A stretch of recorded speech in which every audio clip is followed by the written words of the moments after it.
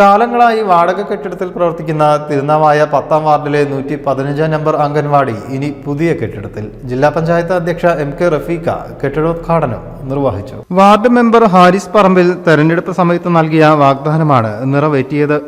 ജില്ലാ പഞ്ചായത്തിന്റെ 15 ലക്ഷവും പഞ്ചായത്തിന്റെ 5 ലക്ഷം രൂപയും ഉപയോഗിച്ചാണ് സ്വന്തമായി സ്ഥലവും കെട്ടിടവും ഒരുക്കി നാടിന് സമർപ്പിച്ചത്. ഹാരിസ് പറമ്പിൽ ചടങ്ങിൽ സ്വാഗതം പറഞ്ഞു.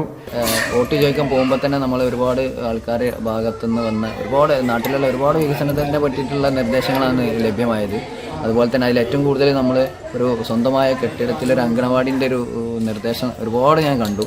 അപ്പോൾ അതിൻ്റെ അടിസ്ഥാനത്തിൽ ഞങ്ങൾ സ്ഥലം വാങ്ങാനുള്ള സംവിധാനങ്ങളും കാര്യങ്ങളായിട്ട് മുന്നോട്ട് പോയി സ്ഥലം വാങ്ങി. അതുപോലെ അത് കഴിഞ്ഞ് ജില്ലാ പഞ്ചായത്തിൻ്റെയും ഗ്രാമപഞ്ചായത്തിൻ്റെയും നേതൃത്വത്തിൽ നമ്മൾ ഫണ്ട് ലഭ്യമാക്കി.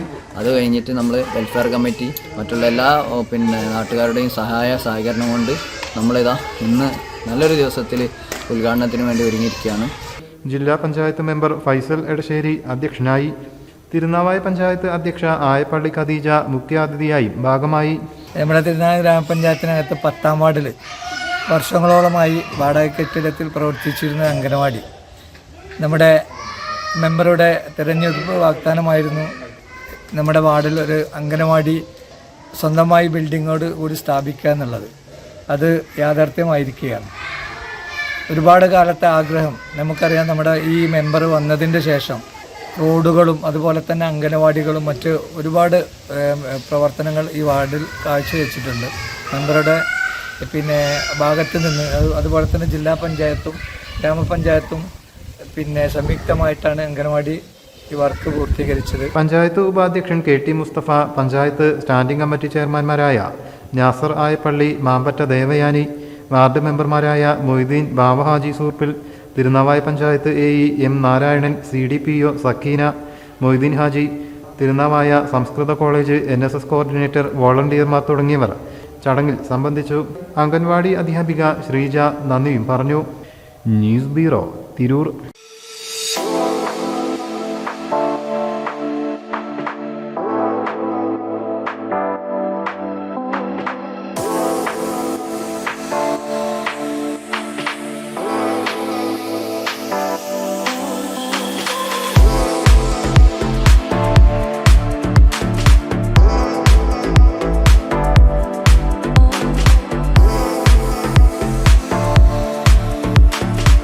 ക്ലാരസ് designer jewellery, Calicut road, Perinthalmanna.